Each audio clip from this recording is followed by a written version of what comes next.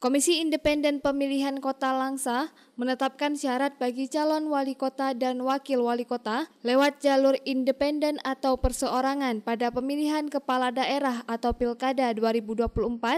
Adapun salah satunya ialah harus menyiapkan dukungan sebanyak 5.475 kartu tanda penduduk atau KTP.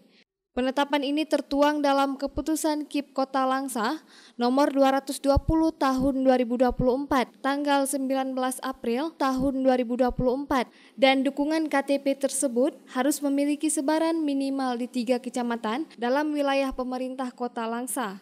Ketua KIP Kota Langsa, Ridwan, mengatakan angka 5.475 dukungan KTP ini merupakan hasil pembagian 3% dari jumlah penduduk Kota Langsa, yaitu 182.469 jiwa berdasarkan lampiran surat dinas KIP Aceh.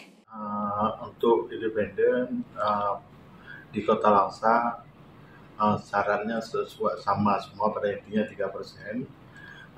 Jumlah KTP yang dibutuhkan, dukungan yang dibutuhkan kurang lebih 5.475.